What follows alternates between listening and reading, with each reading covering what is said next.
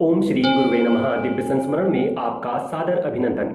अब वही भाव भरोस हनुमंता, बिनु हरि कृपा मिलहि नहीं संता।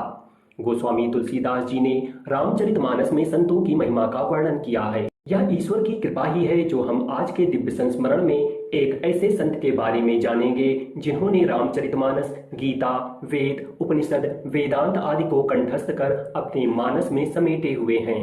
यह रामानंद संप्रदाय के 4 प्रमुख जगत गुरुओं में से एक हैं।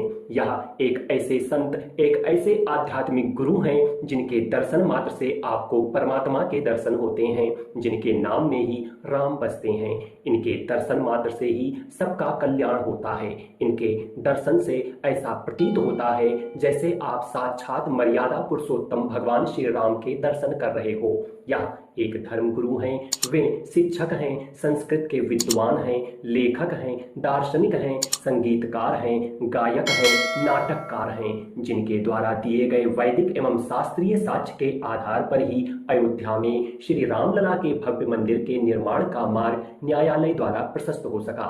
यह एक ऐसे संत हैं जो जन्म से ही सूरदास हैं। यह संत हैं धर्म चक्रवर्ती, तुलसी पीठाधीश्वर, पद्म विभूषण, जगत गुरु रामानंदाचार्य स्वामी रामभद्राचार्य जी महाराज, जिनके दर्शनों के लिए पीएम मोदी को भी लाइन में लगना पड़ता है। वे अपनी दूरदृष्टि के बल पर जब जब भविष्यवाणियां करते हैं तो दुनिया उन पर विश्वास करती है। एक ऐसी असाधारण शख्सियत हैं जिन्हें 22 भाषाओं का ज्ञान है, जो 80 ग्रंथों की रचना कर चुके हैं। धर्म कार्य के अलावा अपने दम पर विश्व का पहला विकलांग विश्वविद्यालय भी चला रहे हैं। तो बने रहिए हमारे साथ। पूज्य संत श्री के बारे में बहुत कुछ जानेंगे, लेकिन एक अनुरोध, अगर आपने अभी तक हमारे दिव्य संस्मरण चैनल को सब्सक्राइब नहीं किया है तो चैनल को अभी तुरंत सब्सक्राइब कर लें, क्योंकि हम आपके लिए ऐसे ही ज्ञानवर्धक, रोचक, उपयोगी और महत्वपूर्ण विषयों को लेकर के आते रहते हैं। तो चलिए विषय वस्तु की शुरुआत करते हैं और जानते हैं जगत गुरु रामभद्राचार्य जी का प्रारंभिक जीवन। स्वामी रामभद्राचार्य जी का जन्म 14 जनवरी 1950 को उत्तर प्रदेश के जौनपुर जिले के सांडी खुर्द गांव में हुआ था। इनका जन्म मकर संक्रांति के दिन हुआ।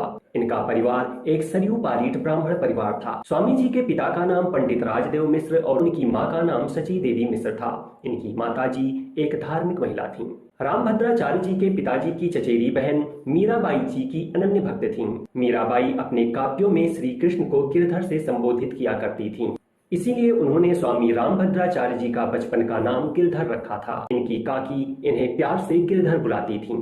स्वामी रामभद्राचार्य ने 2 महीने की उम्र में ही अपने आंखों की रोशनी खो दी थी। 24 मार्च 1950 को उनकी आंखें ट्रेकोमा से संक्रमित हो गई थीं। जगत गुरु रामभद्राचार्य जी की शिक्षा। गिरधर की प्रारंभिक शिक्षा उनके दादाजी के द्वारा हुई, क्योंकि उनके पिता मुंबई में काम किया करते थे। दोपहर में उनके दादाजी उन्हें हिंदू महाकाव्यों, रामायण और महाभारत के विभिन्न प्रसंग सुनाते थे। 3 साल में ही उन्होंने अपनी पहली कविता की रचना अवधी भाषा में किया था। 5 वर्ष की आयु में उन्होंने 15 दिनों के अंदर ही सुनकर 700 छंदों की संपूर्ण भगवत गीता कंठस्थ कर ली। जब वह 7 वर्ष के हुए तब उन्होंने दादाजी की सहायता से केवल 60 दिनों में ही तुलसीदास जी द्वारा रचित संपूर्ण रामचरितमानस को भी कंठस्थ कर लिया। आगामी कुछ ही वर्षों में गिरधर ने 4 वेदों, 6 शास्त्र, 18 पुराण, उपनिषद, संस्कृत व्याकरण आदि ग्रंथों को भी सुनकर कंठस्थ कर लिया था। गिरधर जी ने 17 वर्ष की आयु तक कोई औपचारिक शिक्षा ग्रहण नहीं की। उन्होंने सिर्फ कानों से सुनकर ही सारे आध्यात्मिक कार्य किए थे। उनके पिता की इच्छा थी कि वह एक प्रसिद्ध कथावाचक बने, लेकिन गिरधर जी पढ़ाई करना चाहते थे। गिरधर जी की इच्छा को समझकर उनके पिताजी ने उन्हें एक नेत्रहीन बच्चों के विशेष स्कूल में भेजने का विचार किया, लेकिन उनकी मां ने यह कहकर मना कर दिया कि वहां नेत्रहीन बच्चों के साथ अच्छा बर्ताव नहीं किया जाता। 7 जुलाई 1967 को गिरधर जी जौनपुर जिले के नजदीक के गांव में संस्कृत, व्याकरण, हिंदी, गणित, इतिहास आदि विषय पढ़ने के लिए गए। उन्होंने आदर्श गौरी शंकर संस्कृत महाविद्यालय में दाखिला लिया। इस समय को रामभद्राचार्य जी अपने जीवन का स्वर्णिम सफर बताते हैं। केवल एक बार सुनकर याद रखने की क्षमता के कारण उन्होंने कभी भी मॉडर्न टेक्नोलॉजी जैसे ब्रेन लिपि का भी प्रयोग नहीं किया। गिरधर जी लगातार अपनी प्रत्येक कक्षा में सर्वश्रेष्ठ रहे। फिर संस्कृत में उच्च माध्यमिक, हायर सेकेंडरी इंटरमीडिएट की परीक्षा उत्तीर्ण की। साल 1971 में वाराणसी के संपूर्णानंद संस्कृत विश्वविद्यालय में अव्वल आते हुए शास्त्री यानी के ग्रेजुएट एवं आचार्य अर्थात पोस्ट ग्रेजुएट की डिग्री गिरधर जी ने हासिल की। इन्होंने अपने जीवन में कभी भी हार नहीं मानी। दिल्ली में ऑल इंडिया संस्कृत कॉन्फ्रेंस की प्रतियोगिता में हिस्सा लिया, जहां उन्होंने संस्कृत गीत, वेदांत एवं संस्कृत अंताक्षरी में कुल 8 में से 5 गोल्ड मेडल जीते। जगतगुरु रामभद्राचार्य जी को मानसिक आघात। गिरधर जी जब 11 वर्ष के थे तभी उन्हें परिवार के साथ शादी की बारात में जाने से रोक दिया गया। उनके परिवार ने सोचा कि उनकी उपस्थिति शुभ सगुन नहीं होगा। इस घटना ने गिरधर जी के मन में गहरी छाप छोड़ी। वह अपनी कथा में खुद इस बात को स्वीकार करते हैं। वे कहते हैं, आज मैं वही व्यक्ति हूँ जिनका शादी या बारात में जाना अशुभ माना जाता था, लेकिन प्रभु की कृपा से आज मैं वही व्यक्ति हूँ जहाँ मुझसे लोग शादी समारोह या कल्याण संबंधी कार्यक्रम का उद्घाटन करवाते हैं। वे कहते हैं, ईश्वर हमें वह नहीं देता जो हमें अच्छा लगता है, बल्कि ईश्वर हमें वह सब कुछ देता है जो हमारे लिए अच्छा होता है। इसीलिए कहा भी जाता है कि भगवान जो भी करता है अच्छे के लिए करता है। स्वामी जी ने सभी कठिनाइयों का सामना करते हुए सन 1981 में मात्र 31 वर्ष की आयु में डॉक्टर ऑफ फिलॉसफी की डिग्री प्राप्त की। जगतगुरु रामभद्राचार्य जी द्वारा तुलसी पीठ की स्थापना। कुछ वर्षों के बाद स्वामी जी ने चित्रकूट में एक तुलसी पीठ की स्थापना की, जो एक धार्मिक और सामाजिक सेवा संस्थान है, जहां भगवान श्री राम ने अपने वनवास के 14 वर्षों में से 12 वर्ष व्यतीत किए थे। तुलसी पीठ की स्थापना के 1 वर्ष बाद पंडित गिरधर मिश्रा को जगत गुरु रामानंदाचार्य उपाधि से सम्मानित किया गया। तब से उनका नाम जगत गुरु रामानंदाचार्य स्वामी रामभद्राचार्य जी महाराज पड़ गया। जगत गुरु रामभद्राचार्य जी ने सन 2001 में विकलांग बच्चों के निःशुल्क शिक्षा के लिए निर्णय लिया, जिसके तहत स्वामी जी जगत गुरु रामभद्राचार्य विकलांग विश्वविद्यालय की स्थापना की। इस विश्वविद्यालय में नेत्रहीन विकलांग बच्चों को स्नातक में बीएससी, बीएड, बीटेक तथा परास्नातक में एमए, एमएड, एमबीए और कंप्यूटर कोर्सेज में बीसीए, एमबीए, एमसीए तथा पीएचडी तक की शिक्षा निःशुल्क दी जाती है। स्वामी जी मानते हैं कि विकलांग हमारे भगवान हैं। हमारा जीवन विकलांगों, धर्म और प्रेम भक्ति को समर्पित है। अयोध्या में प्रभु श्री राम जन्मभूमि के भव्य मंदिर निर्माण में जगत गुरु रामभद्राचार्य जी का बहुत बड़ा योगदान है, या ऐसा कह सकते हैं कि इनके द्वारा दिए गए साक्ष्य के आधार पर ही श्री रामलला के भव्य मंदिर के निर्माण का मार्ग न्यायालय द्वारा प्रशस्त हो सका। बाबरी मस्जिद बनाम राम जन्मभूमि मंदिर का न्यायालय में केस चल रहा था। उस समय राम जन्मभूमि के मामले में न्यायालय ने पूछा कि क्या रामलला के जन्म का वेदों में प्रमाण है, अयोध्या का कोई प्रमाण है।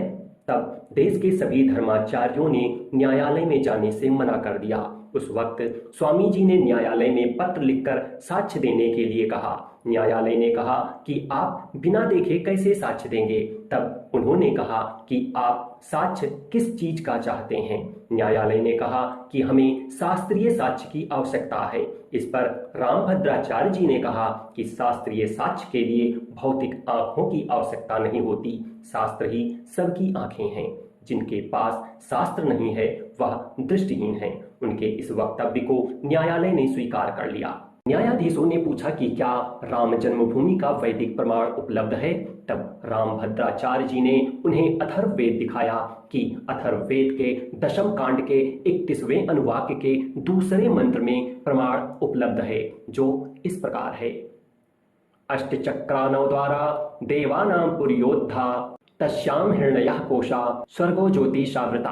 अर्थात वेदों में स्पष्ट कहा है कि 8 चक्र वाली 9 द्वार वाली वह अयोध्या राम जन्मभूमि से 300 धनुष उत्तर में सरजू नदी विराजमान है। रामभद्राचार्य जी ने 441 साक्ष्य प्रस्तुत किए। जब वहां खुदाई की गई तो 437 साक्ष्य स्पष्ट निकले। उनमें से केवल 4 अस्पष्ट थे, लेकिन वहां भी रामलला के ही प्रमाण थे। स्वामी जी के साक्ष्य को सुनकर के जजों की टीम हैरत में पड़ गई और बेंच में शामिल मुस्लिम जज ने स्वामी जी को you are a divine power तक कह दिया। इस तरह से न्यायालय ने उनके साक्ष्य को स्वीकार किया। वहीं सुप्रीम कोर्ट में भी जब निर्णय आ रहा था तब 8 नवंबर 2019 को सुप्रीम कोर्ट के जज अशोक भूषण जी ने मुख्य न्यायाधीश रंजन गोगोई से कहा कि निर्णय देने से पहले एक बार जगत गुरु रामभद्राचार्य जी का बयान पढ़ लिया जाए, जिसे पढ़ने पर दशा और दिशा दोनों बदली। 9 नवंबर 2019 को सुप्रीम कोर्ट का राम जन्मभूमि के पक्ष में निर्णय आ गया। हाई कोर्ट के एक जज ने 5 एकड़ की भूमि विपक्ष को देने का प्रस्ताव रखा था, वह भी सुप्रीम कोर्ट ने यह कहकर निरस्त कर दिया कि अयोध्या में किसी विधर्मी का स्थल नहीं बन सकेगा। सरजू नदी के उस पार उन्हें 5 एकड़ जमीन दी जा सकती है। तो यह है पद्म विभूषण जगत गुरु रामानंदाचार्य स्वामी रामभद्राचार्य जी महाराज का संक्षिप्त परिचय। वास्तव में ऐसे दिव्य महापुरुष की प्रतिभाओं का वर्णन कर पाना हम साधारण इंसान के बस की बात नहीं, अतः भूल चूक और त्रुटियों हेतु स्वामी जी से क्षमा प्रार्थना है। ऐसे दिव्य संत को मेरा बारंबार प्रणाम है।